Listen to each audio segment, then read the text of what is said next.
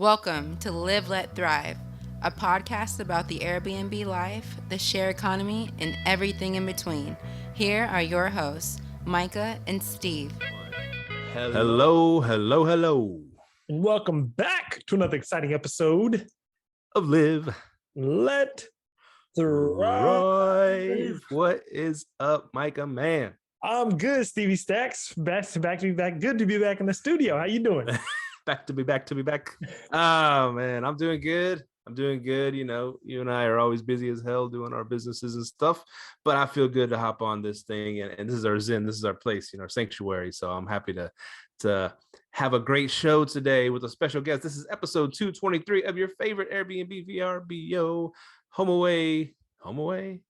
Who uses that anymore? VRBO, Lyft, all that share economy and short-term rental fun stuff in the world, coming at you from Arlington and Fort Worth, Texas.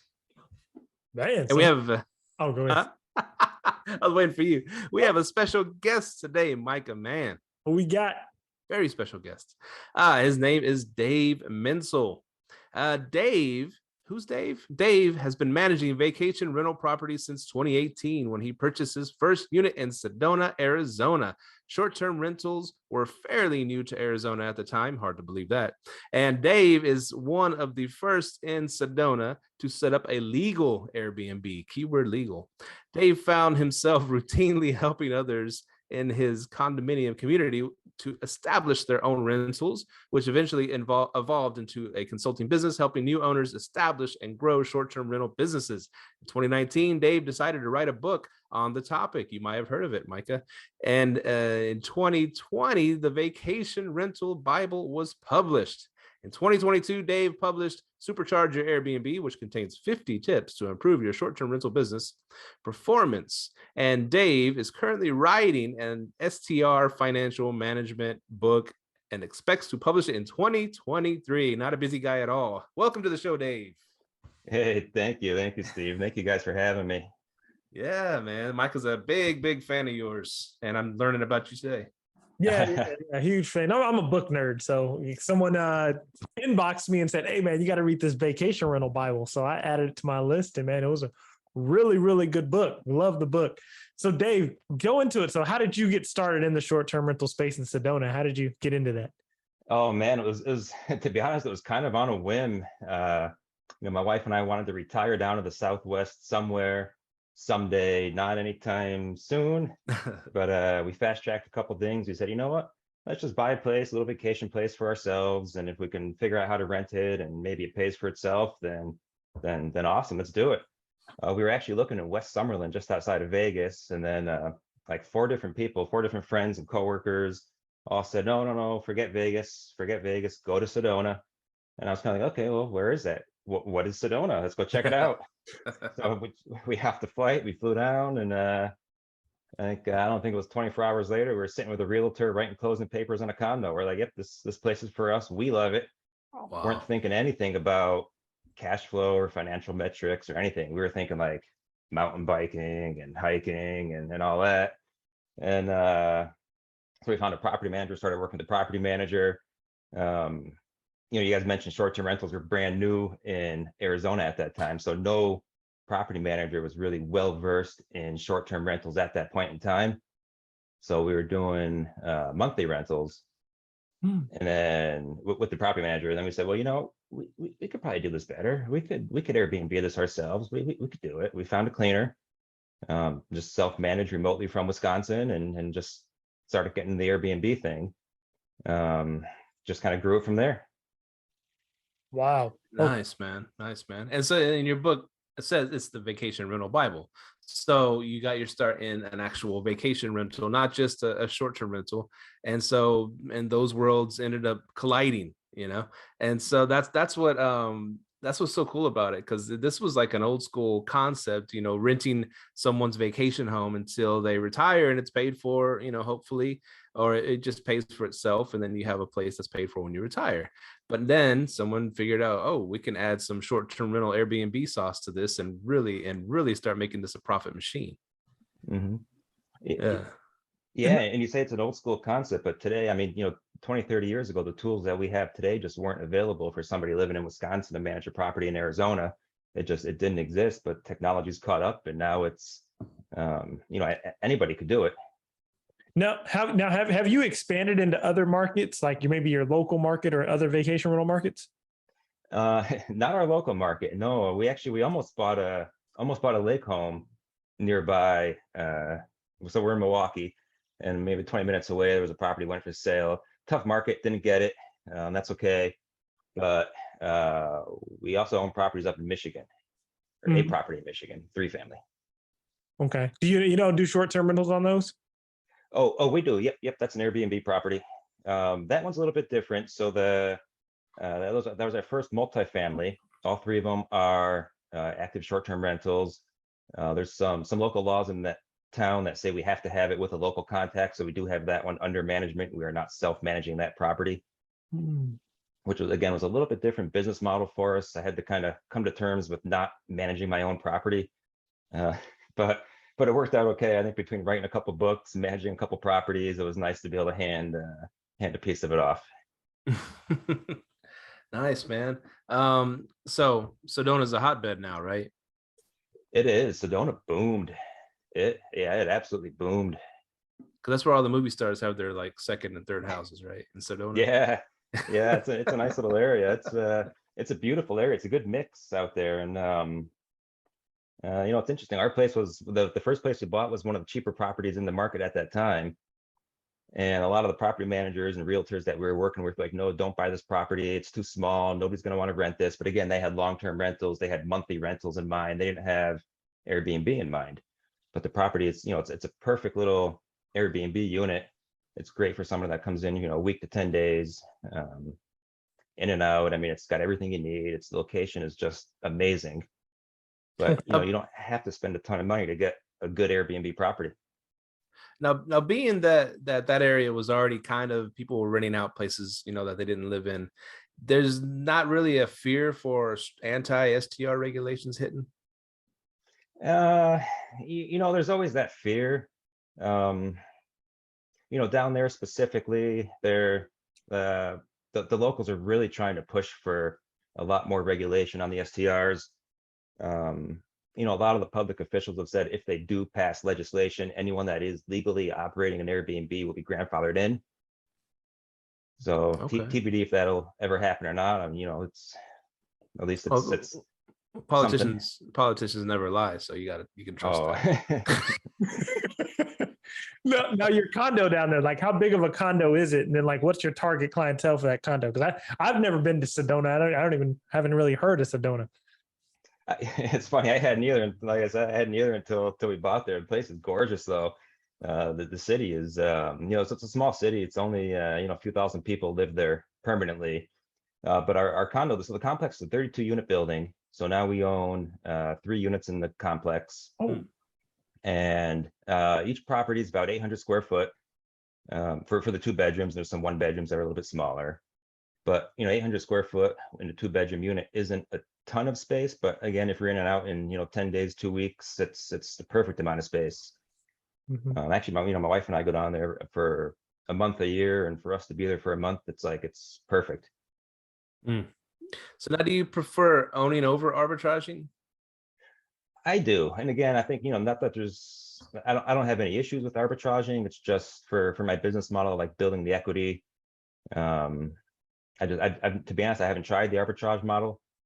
But for me, and for my wife personally, and kind of where our financial goals are and where our life goals are, we like building the equity. We do buy and hold. We want to have kind of control over the whole process, start to finish, when we buy, how we rent, when we exit. Yeah, I'm definitely on the same wavelength. I'm not getting out of arbitrage, but I'm moving more towards the ownership side. One very, very interesting thing you said in your book that I actually made an Instagram reel about, and I was like, man, this is some really good information. You said when you go to a certain market, and like if it's a vacation rental market, if you will sometimes buy a property, but like during the down season, you'll make so much money during like the summer, it'll cover all your down season. And I was saying like, hey, and like these vacation, like, and you said that works because of your investing strategy. And I was actually telling people during my reel, your way of thinking is what's now moving into the metro markets, because what's happening is it's so much saturation. People are like, okay, well, I can take a hit because I own the property, and I can take a hit on my income because, well, I can just make a little bit more than my cash flow. Where in the arbitrage model, it's a little bit different. You have to make that extreme amount. And if you don't, you might be broke that month. So can you kind of go into your investment strategy whenever you're looking at these condos and what you're looking to really get out of it? Like, hey, it's a cash flow, equity, appreciation.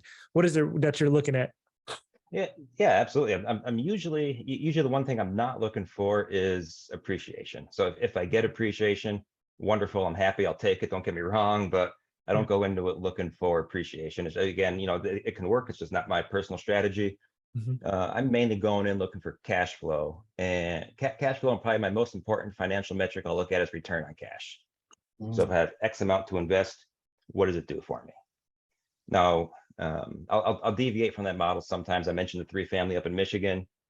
That one I bought honestly just because I wanted a place in that town, and just the fact that I was able to get a place that was kind of 3 doors under one roof. So now you have kind of lower maintenance cost as a percentage of the total. That one, kind of getting back to what you mentioned about seasonality, that one booms in the summer. You make all your money in the summer. March, April, October, November, December, it literally sits empty. And then you get a small spike in the winter for snowmobilers that come through. But it's, you run around break even in the winter.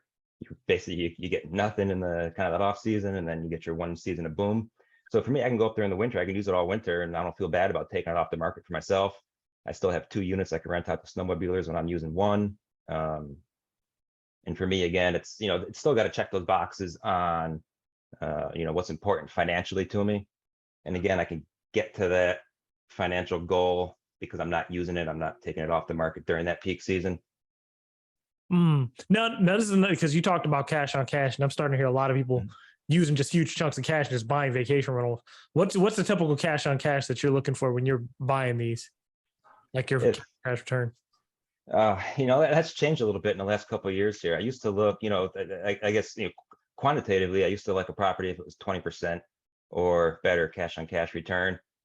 Our investment strategies changed now. Property prices have gone up.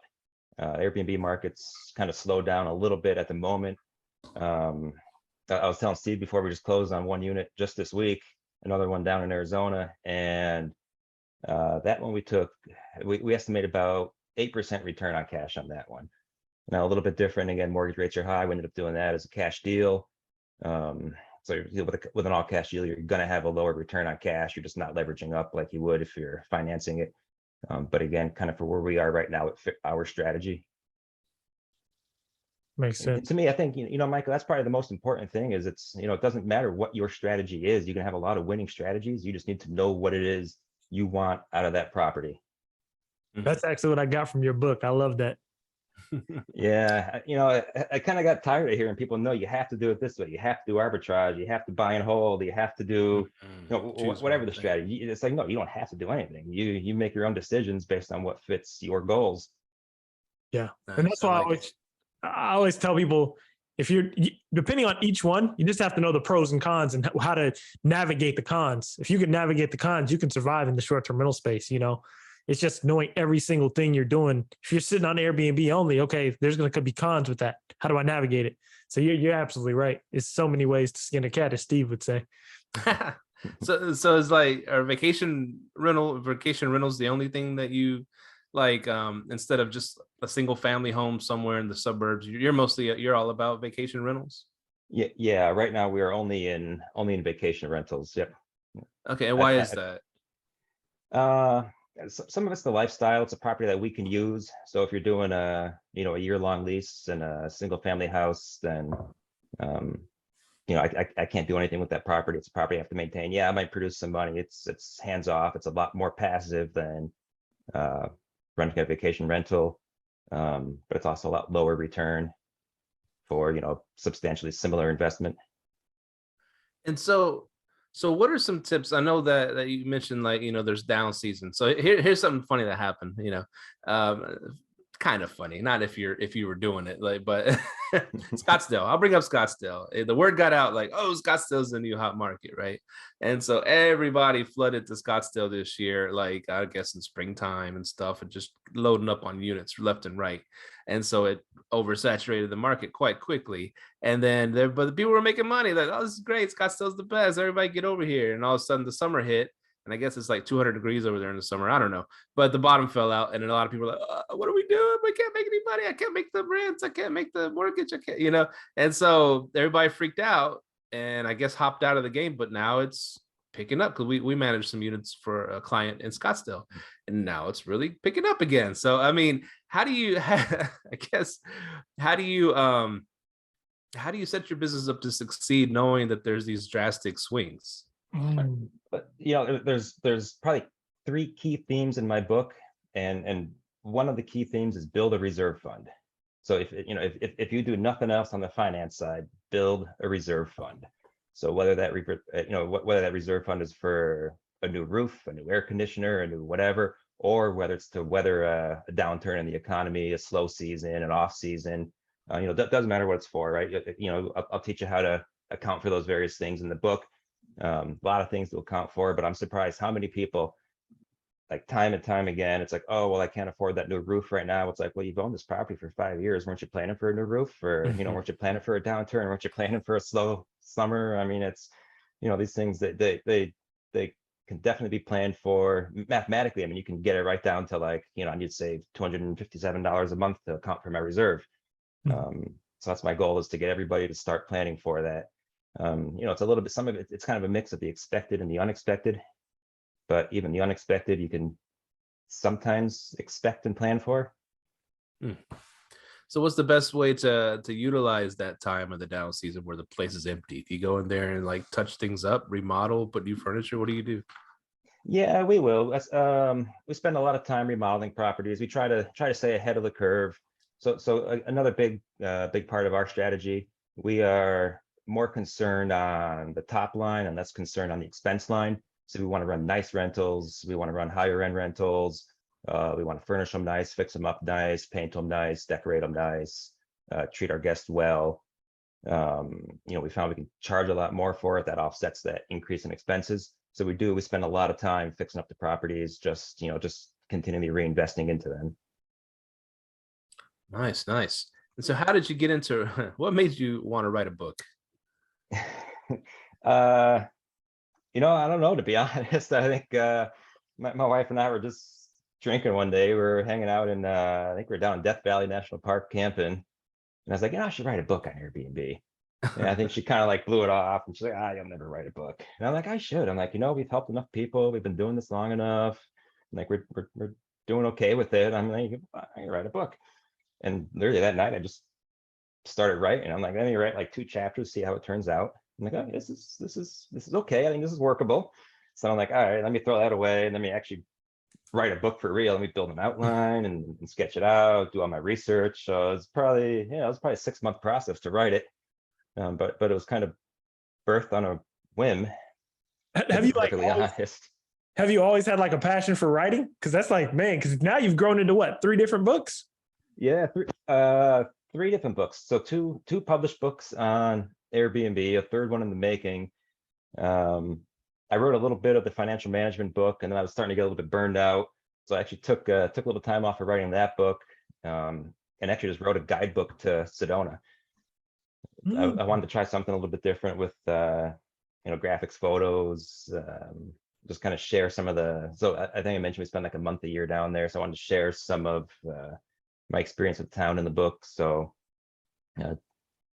did that, wrote a Sedona guidebook, and now I'm picking back up on the financial management book again. And that's why that one's going to be next year. Man, I'm going to see.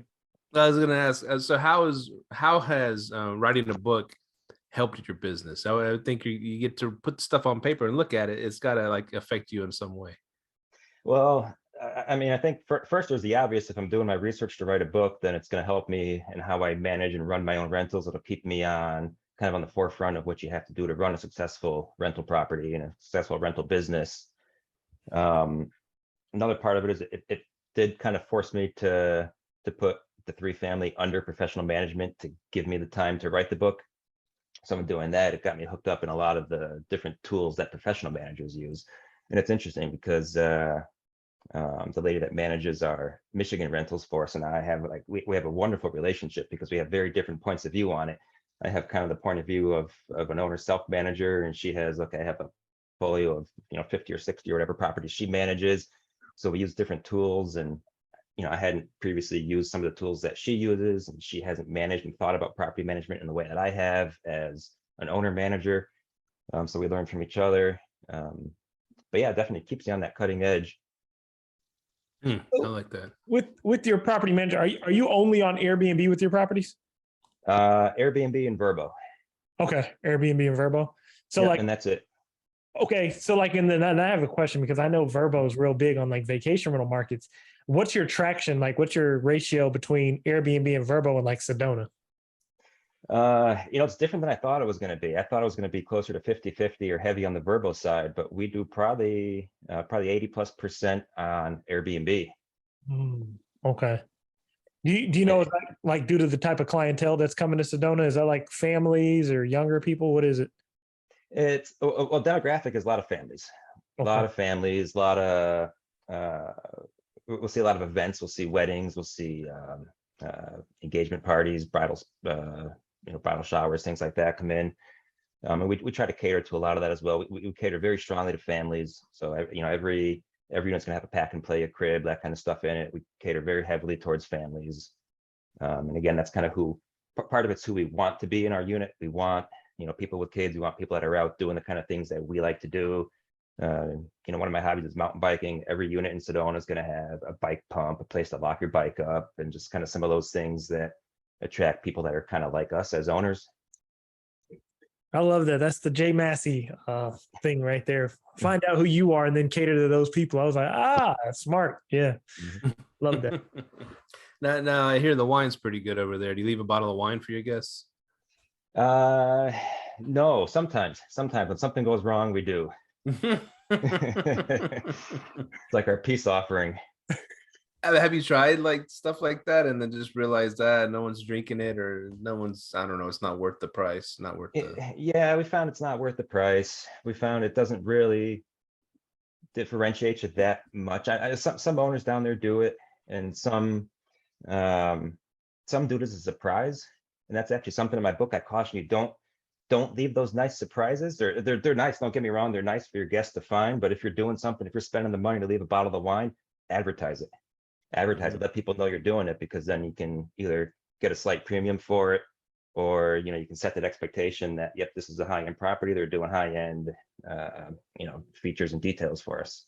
I like that. That's a good tip right there, Micah.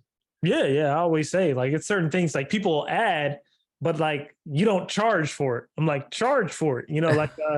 People advertise, this happens a lot. People advertise a pool, but they're priced next door to the same guy that don't have a pool. I'm like, you're not adding value. You're not charging for the pool. Charge for the pool. So don't even put it on the listing. Ta-da, you have a pool. What the?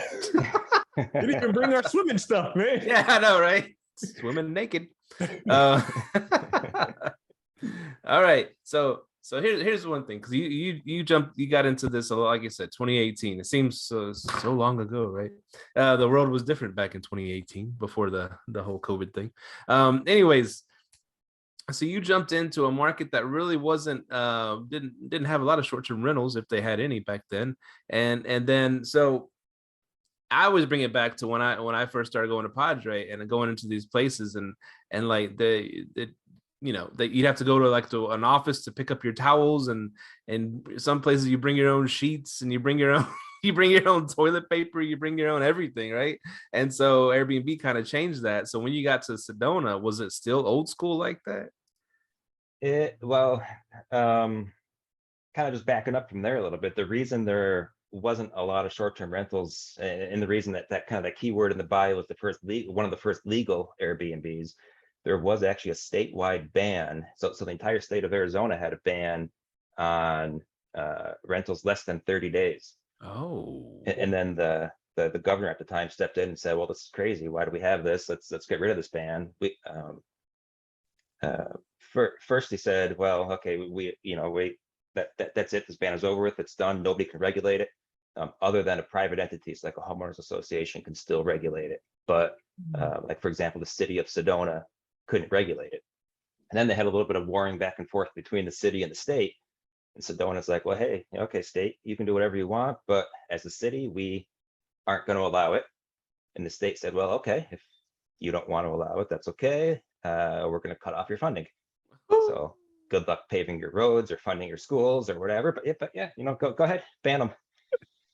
So that changed pretty quickly. And then, so there's still a lot of homeowners associations that ban short-term rentals, but for the properties that aren't in an HOA, of course, now it's fully legal to do, anything as short as one night.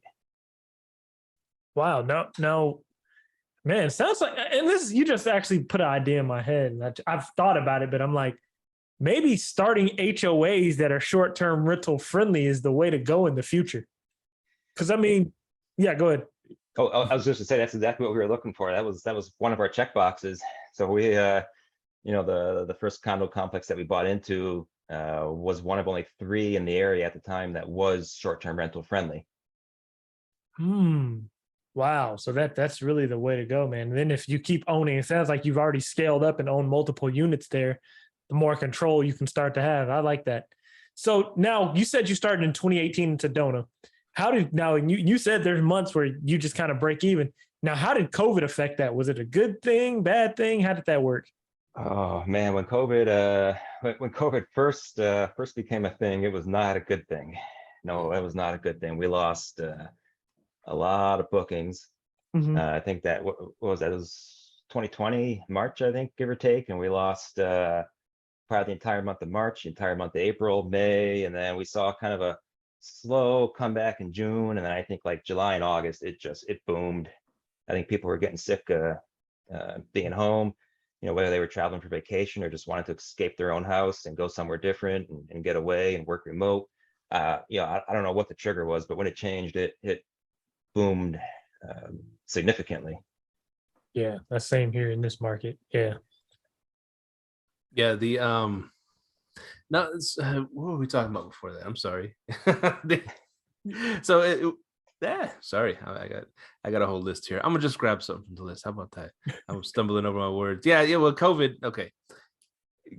It seems like Micah said, it was a similar situation. People just got tired of sitting, being pent up at home. And then, well, what better place to go than Sedona? Wide open spaces, right? At least you're not on top of everybody. And then you can go hiking. You can't catch COVID on a hike. Well, some politicians would say you can, but but what I was going back to what you're saying, the state versus the city. Wow, that was interesting, man. Because like here, the state really is like, the cities, y'all do what y'all do, man. We're not going to get into this thing. We're not going to make a ruling. They're supposed to make a ruling years back, and it never happened.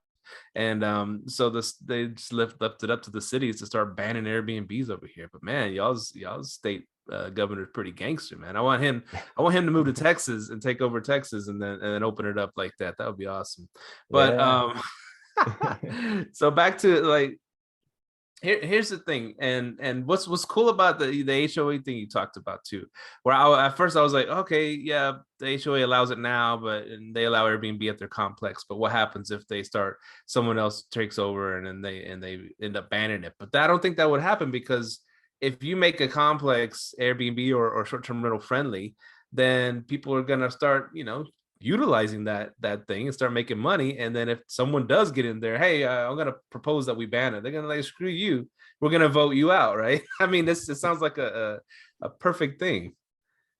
Yeah, that's what we found with our community. So we're 32 units. Out of the 32, I think about 27 or 28 are Airbnb rental properties. Some are dedicated Airbnb rentals, and some are like a mixed, owners might come down for a month or two and then rent it for the rest of the year. I actually ended up getting elected HOA president.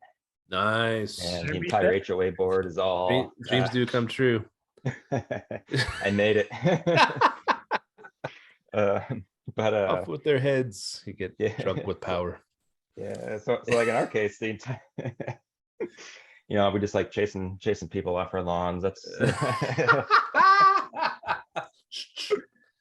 But like all the decisions that we make now as a board, we're I think maybe one of those rare exceptions where we're a very well functioning HOA board.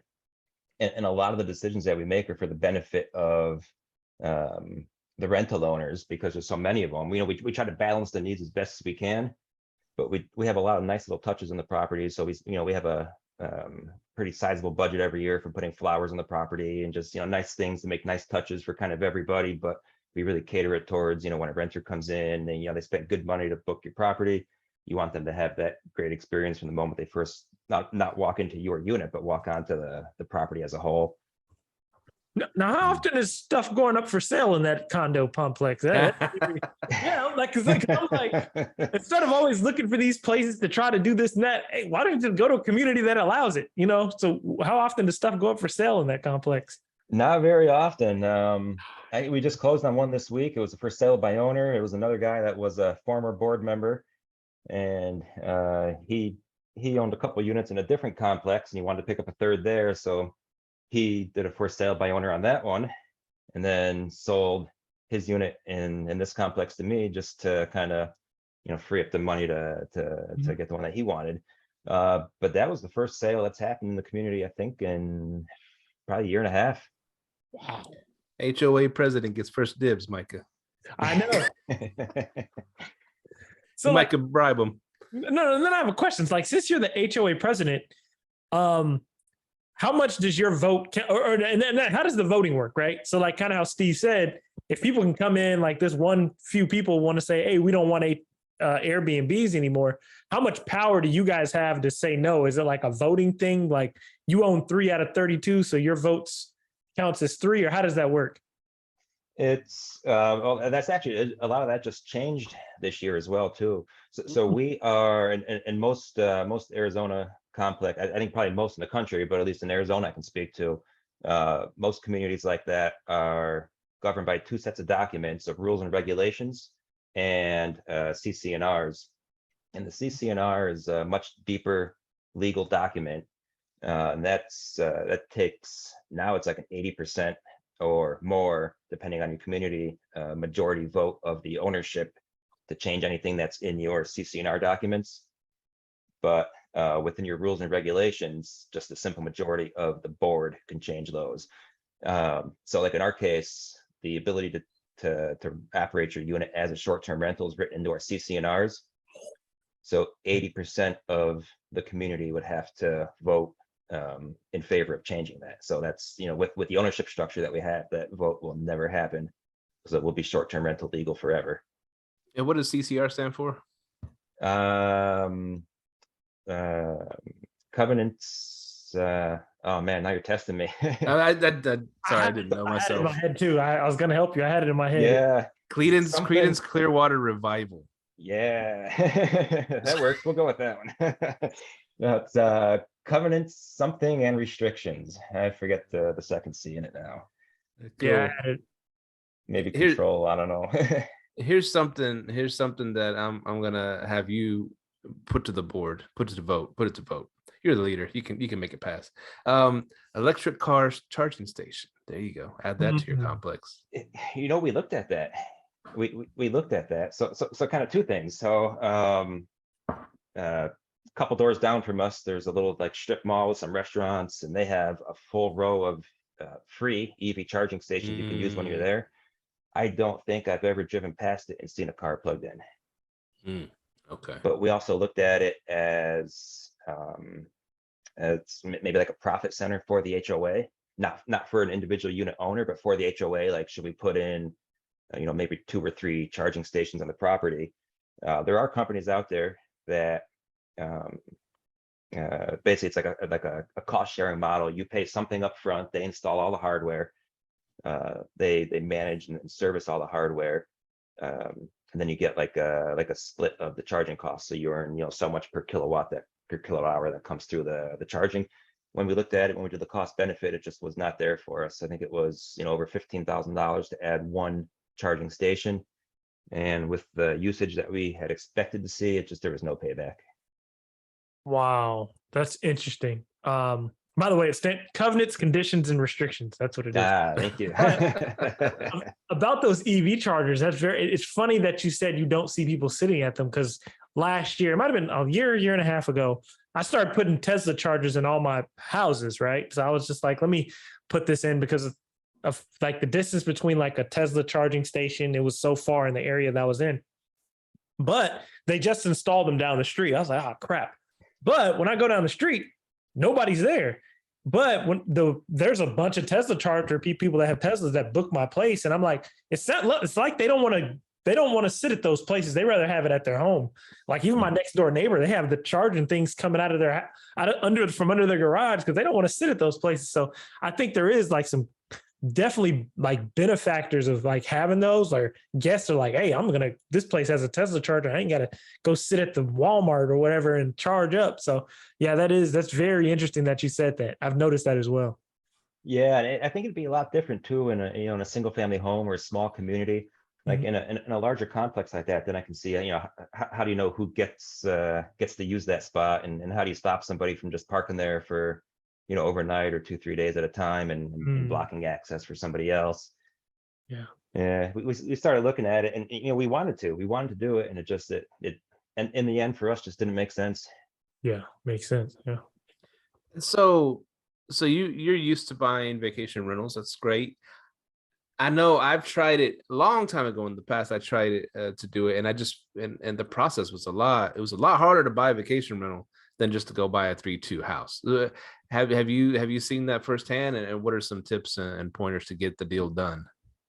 I feel like everyone gets a little bit harder, and I feel like and everyone gets a little bit more stressful, a little bit harder, a little bit tougher to get the financials that you want to hit. I think some of that is, again, just going back to the fact that Airbnb, I think, is much more mainstream now. And I think investors are starting to understand the returns. And I think more people are getting into it. And as more people get into it, the returns are going to drop. But, you're always going to find someone that's willing to take a little bit less return, a little bit less return, a little bit less return. So that's, it's not dropping revenue, right? That's increasing expenses. That means that house is getting a little bit more expensive. People are seeing the value of it. Yeah, I mean, you got to look, you got to know people. We found the Michigan place. I reached out to a property manager first. And again, something else I talk about a lot in my book too. It's like, don't go buy a house and hope it's going to be a good rental. Put together some kind of a strategy first. It's just like my formal background is product development. And it's like, if you're going to build a new product, whatever that is, if you're going to go build a new iPhone and you want to sell a new iPhone, it's like, you can adopt the mentality, we'll build it and they'll come, we'll build the best iPhone in the world, and maybe it'll sell, maybe not, but I guarantee you, 99 times out of 100, if you go out, you do market research, you understand what consumers want, you understand market trends, market pricing, and then you go back and design a product that fits that market, you're going to be a lot more successful.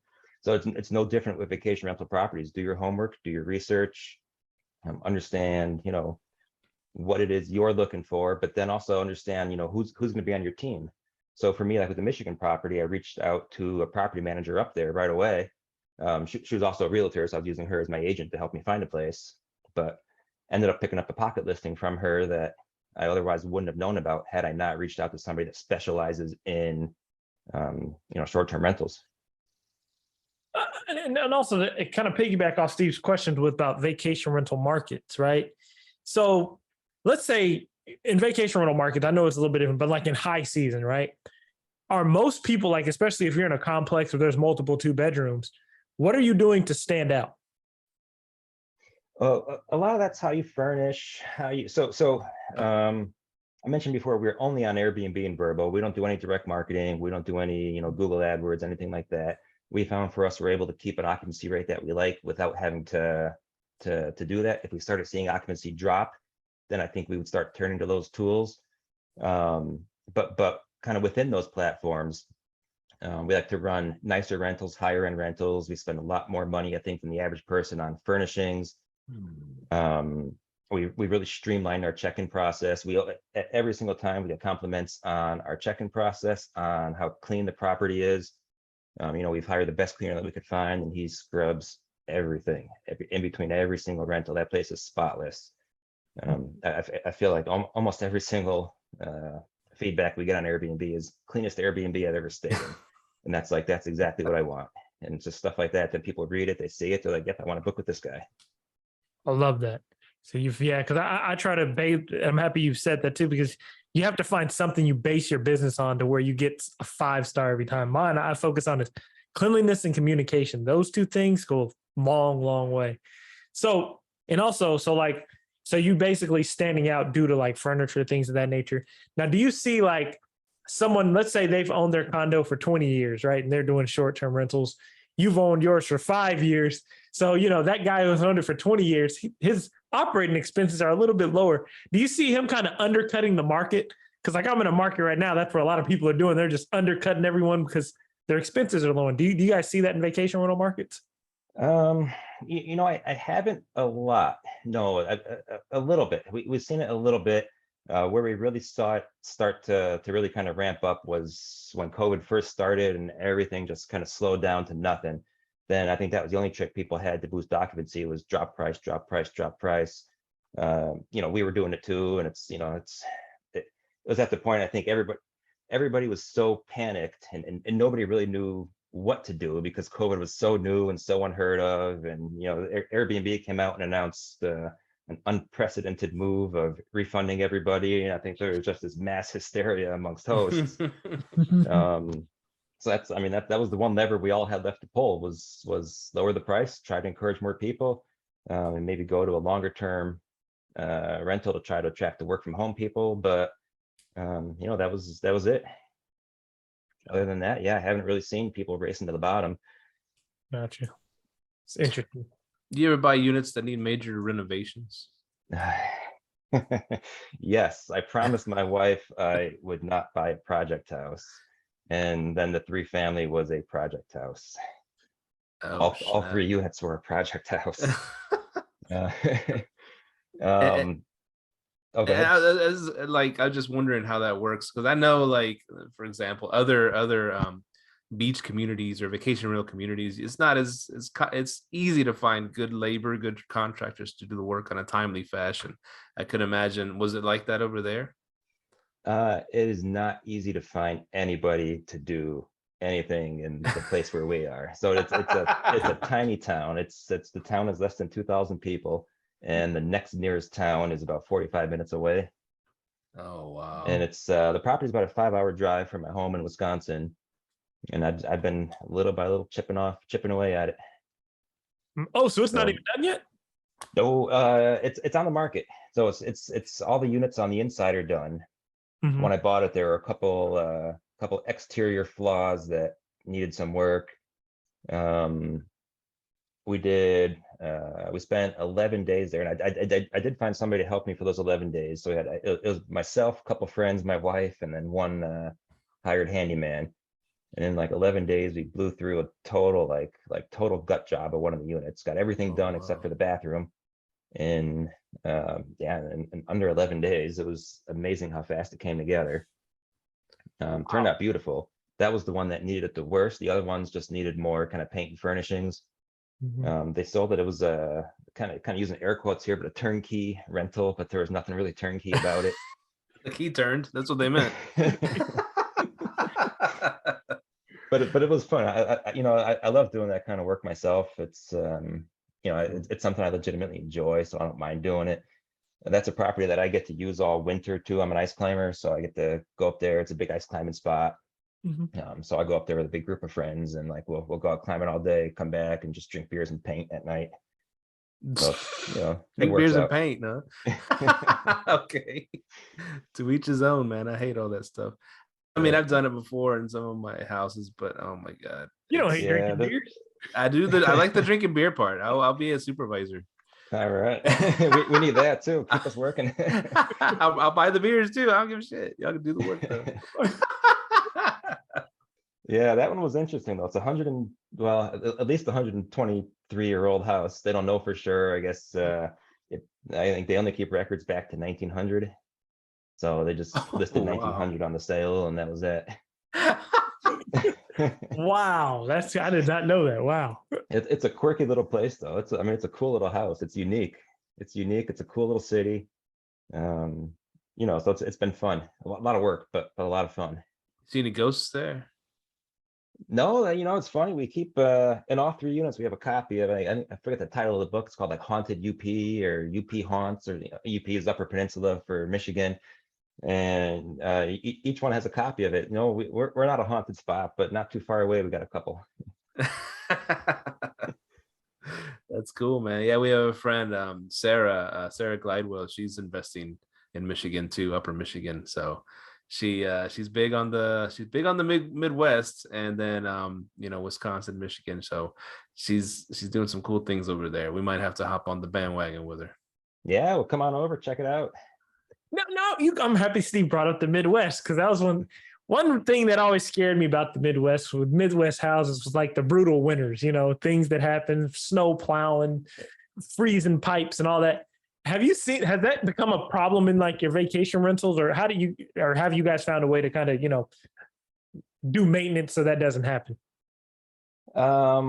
It's tricky. That house, again, because of the age, is not well insulated. And it's had at least 2 or 3 additions put on it over the 120 plus years. And at least one of those additions is not insulated, like at all. So, and that's something we've yet to fix. That'll probably be, that might be a next year project.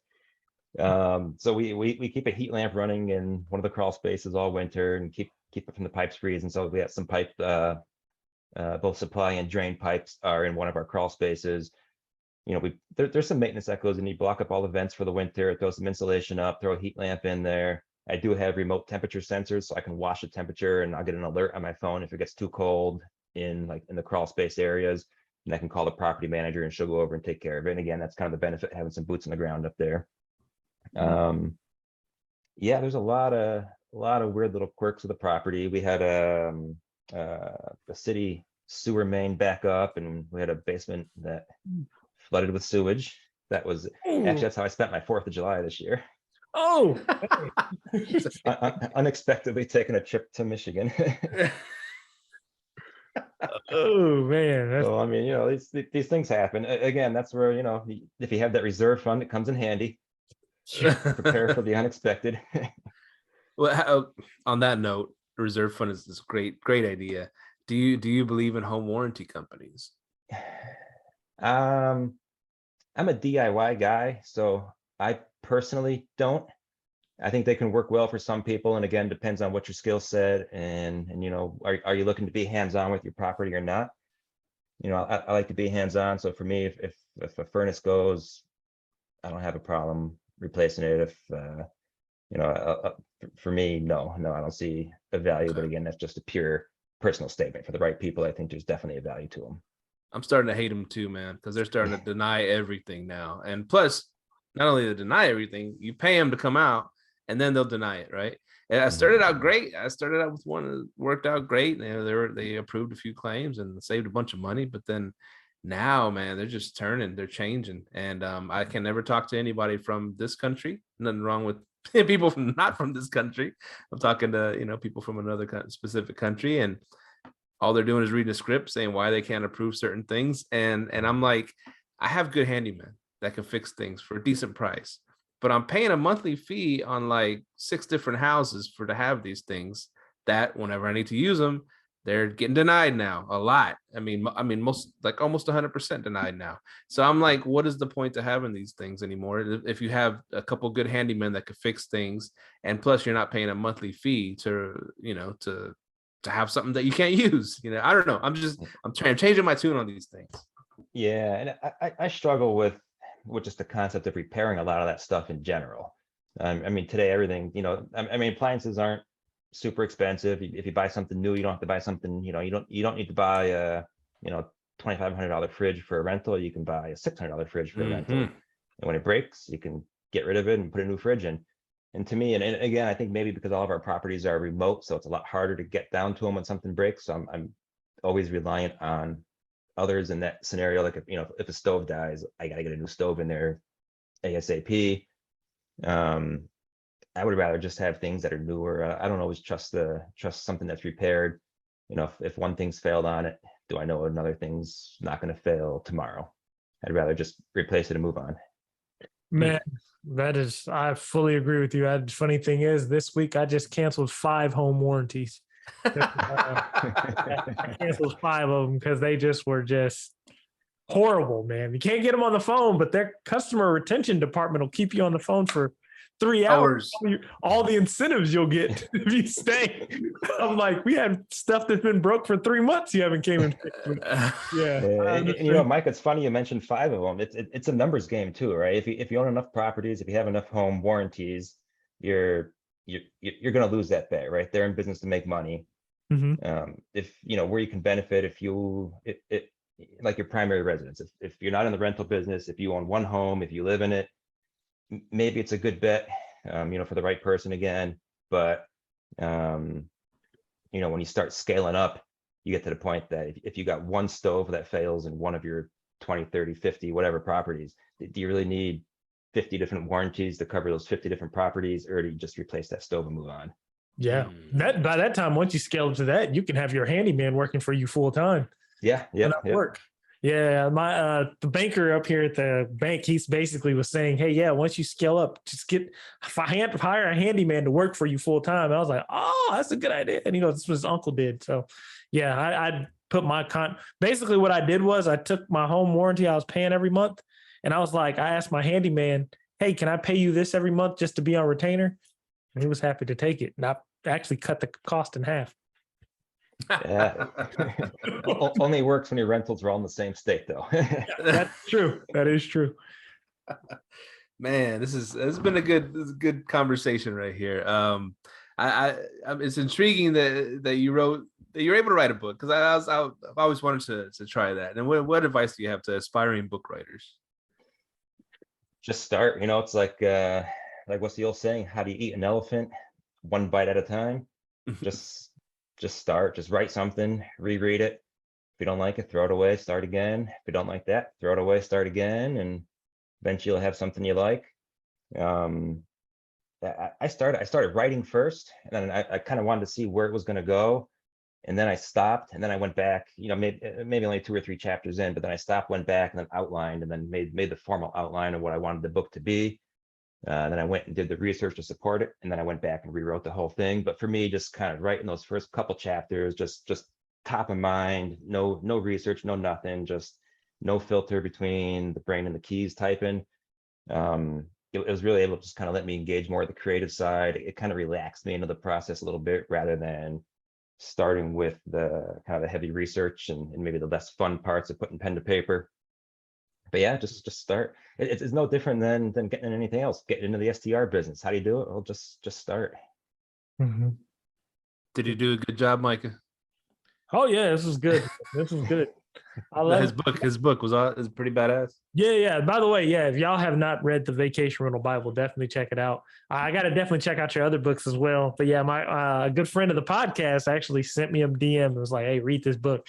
As soon as I read it, I was like, oh man, this is good stuff, man. Good. So good. I was making reels about some of the stuff in it. So yeah, definitely check out his book, Vacation Rental Bible. Hey, can you? Awesome.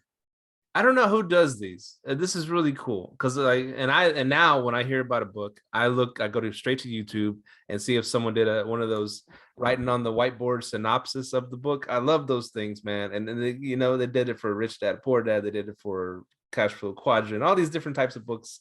And he goes and he starts writing, draws a little character. This is what he's doing. This is what he's thinking. This is what his next step is, to get to the bank, and he draws a stack of money. I don't know who does those, or just someone does it on their own, because they like a book, and then of course they want to make money from this thing. But I don't. That's a tip for you if you want to maybe hire someone to do that. Then that gets a lot of eyeballs on your book too. I don't know. I think they're really cool. Those things.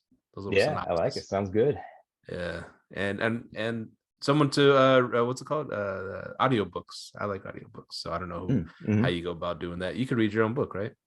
Yeah, to be honest, I don't know how you get started in the audiobooks. So I self-published on Amazon, but I never went down. So it's hardcover, paperback, or Kindle format, but I have not yet done the audiobook format. So that should be the next evolution. Self-published on Amazon, so you get to keep 90% and they keep 10%, right? Oh, not quite that good. No. I wish. What is the split? Because we've heard stories about the split. Man, I think for a paperback is 60-40, but Who gets 60? author gets 60, but that's net of a printing cost. So Okay. there's the retail, there's a printing cost, and then there's a 60-40 split. They take their 40 off the very top, of course, and then you get the balance. So if it's an audiobook, there's no printing involved, right? No, that I'm not sure how it splits. Again, I haven't done the audiobooks. I'm not sure how they split it. And Kindle's a little bit different as well, too. Kindle is author keeps 70%, but then they charge you a delivery fee. So that's their cost to push it through the internet and onto your Kindle. Okay. They always get you. Yeah. Oh yeah, hidden fees, a lot of hidden fees. That's cool, man. Well, thank you so much for hopping on. Where can folks find you? Definitely check me out on Amazon, Vacation Rental Bible, and supercharge your Airbnb. Sweet. Dave Mencel, everybody. Thank you, sir, for hopping on. We wish you all the luck, and we hope to see you again in the future. Thank you guys. Thank you guys for having me. Appreciate it. Yeah, definitely. I'm looking forward to the third book. Yeah, and thank you for coming on. All right. Hey, thanks, guys. All right. Later. See you. All right. That was the author of the Vacation Rental Bible. I think that was the last short-term rental book I read was Julie's book, and I finished it. Yeah. So very good book, man. I love that book. That book was really good. A lot of good insights in there that he dropped some insights in there that if you weren't in the short-term rental space, it doesn't go over your head, but once you get in, you'll be like, oh man, I see what he means. So yeah, very good book, man. Yeah, man, and especially because I've always wanted to have a vacation rental property, and I talk about it in Padre, and so I always feared the down season. I always feared that, and so many people bought them recently, right? Because of the market was going crazy, everybody was flush with cash, and the banks were giving everybody money. And so after all the houses were snapped up, we'll just go buy something at a vacation rental area. And now those people are freaking out because the down season's coming, or the beach communities. So like, what do we do? I can't even cover my mortgage. Man, and I ain't gonna lie, that's been my fear of the vacation rental market too. I'm like, man, they have down seasons. But like in his book, that's what he was talking about. He was like, he'll have a down season, right? He'll just, okay, I'm not gonna make any money. I'll just break even or just won't make money at all. And they're comfortable with that because of all the money they make during the high season. But it's like, here in Dallas and Fort Worth, shit, we used to making money year round. We used to just we have a down season where it comes down a little bit, but you just ain't going to have nobody in there at all. Like, oh shit. So, our down season is September. That's it. Yeah. Like that, it's just like, yeah. So it is kind of, but how he broke it down and explained it, it made me kind of ease up like, okay, I could probably do this. Cause how he said, hey, he even has a whole spreadsheet of how to calculate your expenses for the whole year and you'll just make money. I was like, oh, damn. But yeah, he talks a lot about investment strategies as well. That's a really, really cool thing. Yeah, we had to talk a client of ours off the ledge, and because in a figurative sense, not like really they were going to jump off a building or nothing, but yeah. we had to tell her, and she has this house with a swimming pool here, close by. That was freaking crushing it, dude, all the way from spring, summertime. That was a swimming pool. It's really nice, right? And so crushing it, killing it. And then and it started slowing down, recently because September, kids go back to school, families, stop traveling so much. They got to get all that stuff situated. Then, like you said, picks up again October, November. But so she's freaking out, having this chat with her. I'm like, listen, you can't just look at this 1 month.